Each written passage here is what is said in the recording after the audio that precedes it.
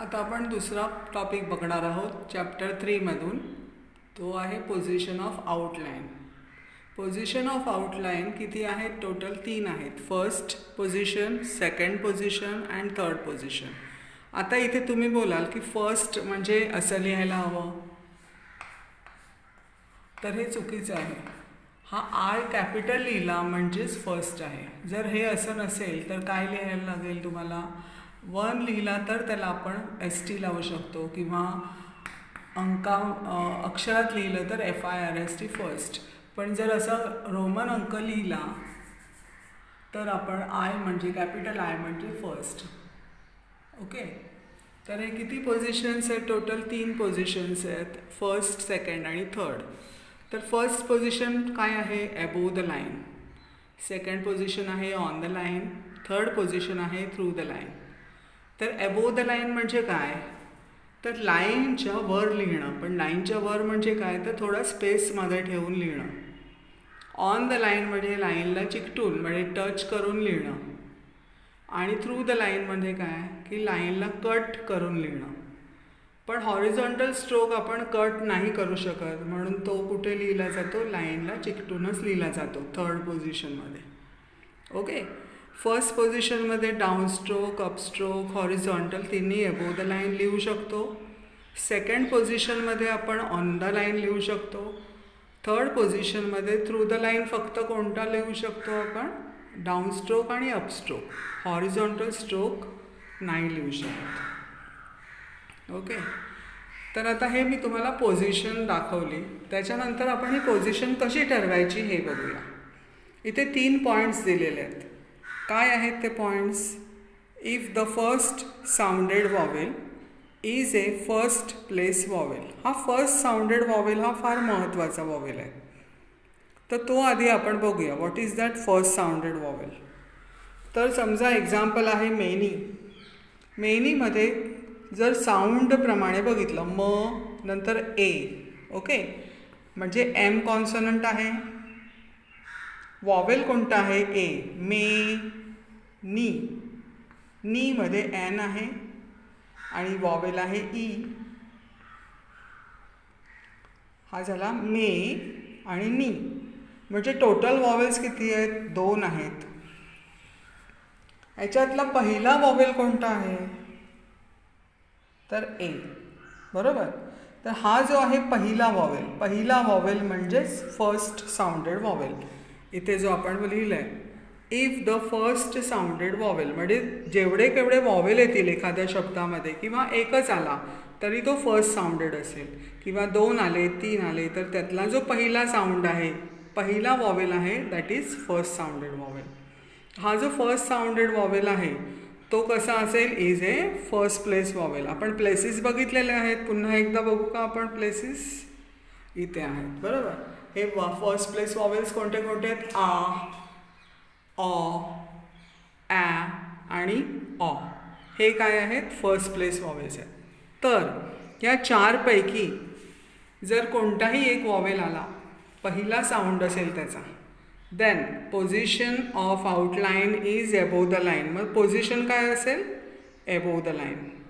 Okay, म्हणजे इथे पण 3 पोझिशन दिल्या आहेत आणि तिन्ही पोझिशनमध्ये ही फर्स्ट प्लेस वॉवेल आला तर above the line, second place आला तर on the line, third place आला तर आउटलाईन थ्रू द लाईन लिहायचे.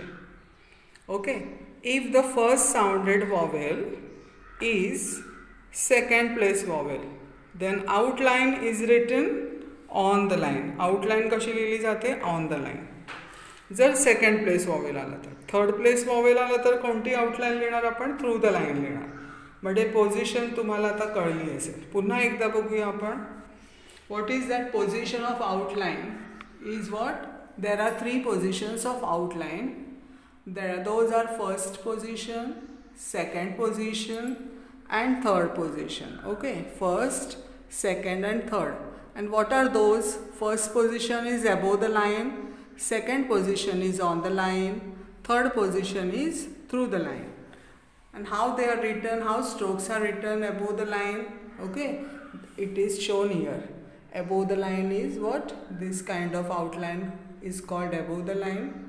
If it touches the line, then it is on the line and it is written through the line, then it is what? Through the line position, third position.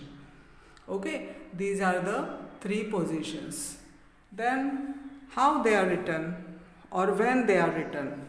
Then if the first sounded vowel is a first place vowel, first sounded vowel is what? First place vowel, then position of outline is above the line. Okay, then second place, if it is first sounded vowel is second place vowel, then outline is what? On the line. And if it is third place vowel, then position of outline is through the line.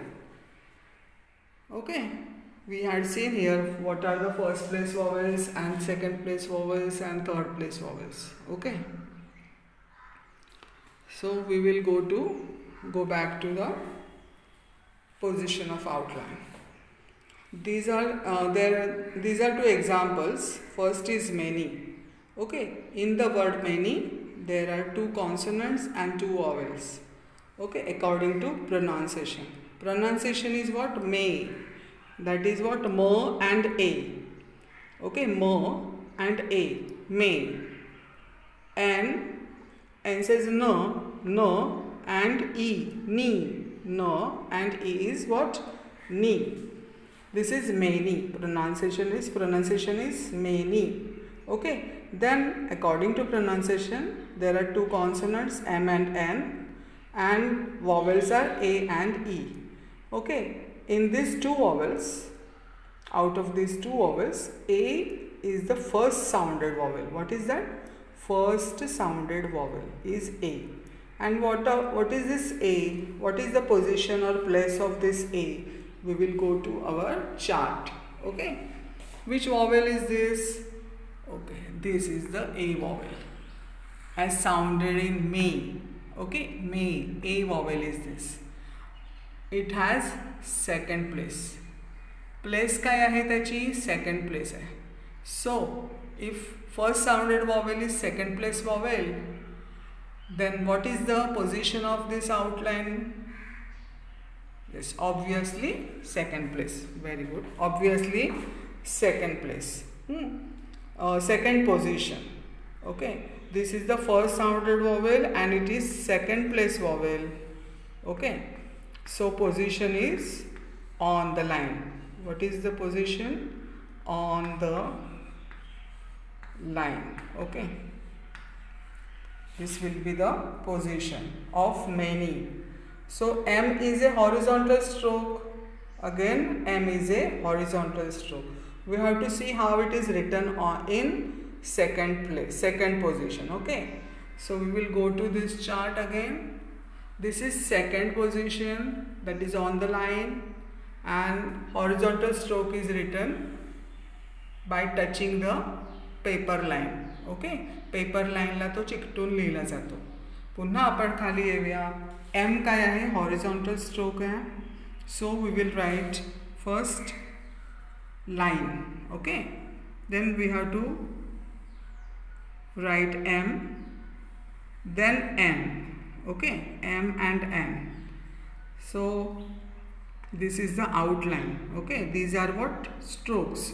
What about vowels? Vowels काय था? तर M च्या कुठे आलाय तो? नंतर आलेला आहे A. हा सेकंड प्लेस वॉवेल आहे. तर आपण कुठे लिहिणार? फर्स्ट आणि सेकंड फर्स्ट स्ट्रोकच्या नंतर लिहितो. म्हणजे तो M च्या नंतरच लिहिणार आहोत आपण. M ची नंतरची बाजू कुठची आहे? खालची बाजू आहे.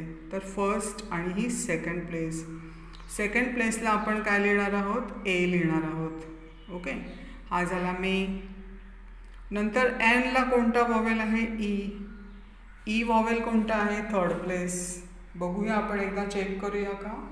E vowel. Okay. Light vowel आहे हा बघा. ईजमध्ये ई वॉवेल आहे. हा व्हीमध्ये ई आहे तो वेगळा आणि ईजमधला आपल्याला बघायचा ई वॉवेल. तर हा कोणत्या प्लेसचा आहे? थर्ड प्लेसचा वॉवेल आहे. तो लाईट डॉट आहे. मग आपल्याला थर्ड प्लेसला लाईट डॉट लिहायचं आहे. आणि कुठे लिहायचं आहे तो बरं? फॉलोईंग साईडला. Following side of N. एनची फॉलोईंग साईड पुन्हा खालची बाजू आहे. ही फर्स्ट, ही सेकंड आणि ही थर्ड प्लेस आहे. हा झाला मेनी. ही काय आहे, आउटलाईन आहे. आणि what is the position of this outline? This position of this outline is on the line, that is second position. Okay, आपण सेकंड पोझिशनचा एक एक्झाम्पल बघितलं. आता आपण फर्स्ट पोझिशनचं एक एक्झाम्पल बघूया. पॉल. पॉल पॉल हा शब्द आहे. तर पॉलमध्ये how many consonants are there? 2 consonants and 1 vowel ऑ. ओके, दिस इज वॉट ऑ वॉवेल, पॉल. तर हा जो ऑ आहे आणि पी आणि एल, ऑ वॉवेल कोणत्या प्लेसचा वॉवेल आहे? पुन्हा इथे फर्स्ट प्लेसचा वॉवेल आहे. म्हणजे फर्स्ट प्लेस असल्यामुळे पोझिशन काय येईल याची? Above the line. ओके, तर पी कसा लिहिणार आपण? Above the line. आणि त्याच्यानंतर मग त्याला जॉईन करणार आपण एल. हा झाला पी आणि एल. राहिला काय? Aw vowel. तर तो कुठे येतो? पीच्या नंतर येतो. So we will write here aw vowel, Paul. कळलं का फर्स्ट पोझिशनचा? त्याच्यानंतर आपण थ्रू द लाईनचं बघूया एक एक्झाम्पल. टूक. टूक. टूकमध्ये काय येत आहे? कॉन्सोनंट्स टी आणि K. What are the consonants? T and K. And vowel is, which vowel is here? ऊ. ओके, तर ऊ कोणत्या प्लेसचा आहे? Third place. मग टी आणि के लिहिणार आपण. अगेन तो कुठे आहे? इंटरवेनिंग आहे टी आणि केच्या, टी आणि केच्या मध्ये येतो आहे वॉवेल. तर टी आणि केच्या मध्ये ऊ वॉवेल आल्यामुळे तो कुठे लिहिणार आपण? सेकंड स्ट्रोकच्या. तो थर्ड प्लेसचा वॉवेल आहे. कोणत्या प्लेसचा वॉवेल आहे? थर्ड प्लेसचा वॉवेल.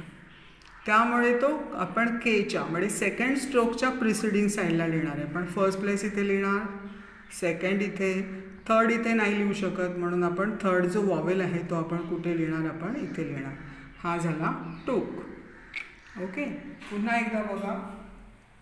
मेनीमध्ये किती वॉवेल्स आहेत? 2 वॉवेल्स आहेत. तर ए आणि ई वॉवेल आहेत 2. तर ए वॉवेल कोणत्या प्लेसचा वॉवेल आहे? सेकंड प्लेस वॉवेल आहे. म्हणून पोझिशन येणार आहे ऑन द लाईन. तर एम हा सेकंड पोझिशनमध्ये म्हणजे ऑन द लाईन म्हणजे लाईनला टच करून लिहायचं आहे. तसं आपण लिहिलं इथे. नंतर एम लिहिला, त्याला वॉवेल दिले फॉलोइंग साईडला. नंतर फर्स्ट प्लेसचं आपण एक्झाम्पल बघितलं. पॉलमध्ये काय आहे? पी आणि ऑ आणि एल आहे. ऑ वॉवेल कुठे आला आहे? पीच्या नंतर म्हणजे पीच्या फॉलोइंग साईडला लिहिणार आपण. आणि पोझिशन काय लिहिली आपण त्याची? Above the line. Okay, above the line लिहिल्यानंतर म्हणजे लाईनला थोडंसं वर लिहिलेलं आहे, टच करून नाही लिहिलेलं आहे. ओके, त्याच्यानंतर थर्ड प्लेसचं आपण एक्झाम्पल बघितलं. टूक. टूकमध्ये पण टी आणि के 2 कॉन्सोनंट्स आहेत. वॉवेल मात्र एकच आहे आणि that is first sounded vowel. Okay, तर टी आणि के आपण लिहिलं. कसं लिहिणार आपण? T through the line. यातला जो पहिला स्ट्रोक आहे त्याची पोझिशन आपण बघणार आहोत. तर टी थ्रू द लाईन, त्याच्यानंतर के त्याला जॉईन करणार. इट इज नॉट नेसेसरी की तो के पण थ्रू द लाईन आहे, कारण टी इथे संपल्यानंतर के त्याच्या खालीच येणार आहे. बरोबर, म्हणजे पूर्ण आउटलाईन आपण कशावर ठरवणार आहोत? ह्या पहिल्या स्ट्रोकवर. पहिला स्ट्रोक आपण थ्रू द लाईन लिहायचा. इथे सुद्धा बघा पॉलमध्ये पहिला स्ट्रोक अबोव द लाईन लिहिला म्हणून तो त्याच्याबरोबर एल सुद्धा अबोव द लाईन लिहिला. हा कसा लिहिला? लाईनला टच कट करून लिहिला, त्यामुळे के त्याच्या खाली गेलेला आहे. बरोबर, तर हा टूकमध्ये काय आहे? टी आणि के काढल्यानंतर ऊ वॉवेल काय आहे? थर्ड प्लेस वॉवेल आहे. आणि थर्ड प्लेस कुठे येतो? तो 2 स्ट्रोक्सच्या मध्ये येतो. ओके, तर तो 2 स्ट्रोक्सच्या मध्ये आल्यामुळे आपण कुठे लिहिणार? केच्या आधी लिहिणार आहोत. इथे बघितलं की आपण फर्स्ट प्लेस, सेकंड प्लेस इथे लिहितो, पण थर्ड प्लेस कुठे लिहितो? इथे. म्हणून हा ऊ वॉवेल थर्ड प्लेस आहे, तर आपण इथे लिहिला. म्हणजे पोझिशन कसं असेल बघितलं तुम्ही. आता अजून एक एक्झाम्पल देते मी. टॉक. टॉकमध्ये काय आहे? टी आणि के. ओके, हा टॉक आहे. एक मिनिट. टी आणि के हा झाला ऑ. टॉकमध्ये काय आहे? Above the line. Take. T on the line आणि के. ओके, पुन्हा एकदा लिहिते मी.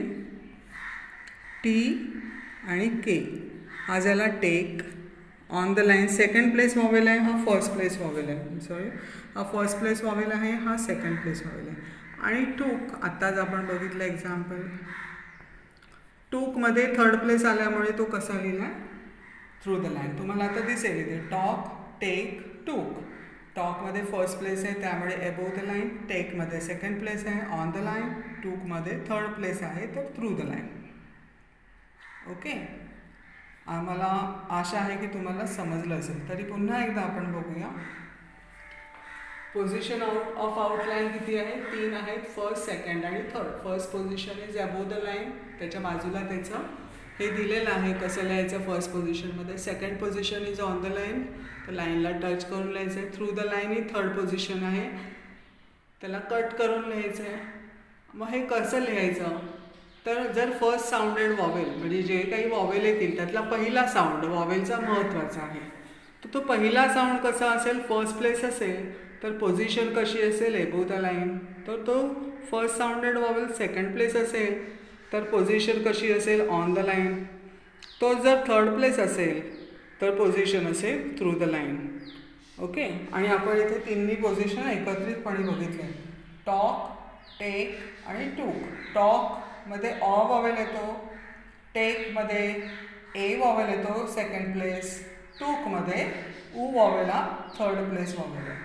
Above the line, on the line आणि थ्रू द लाईन. थँक्यू.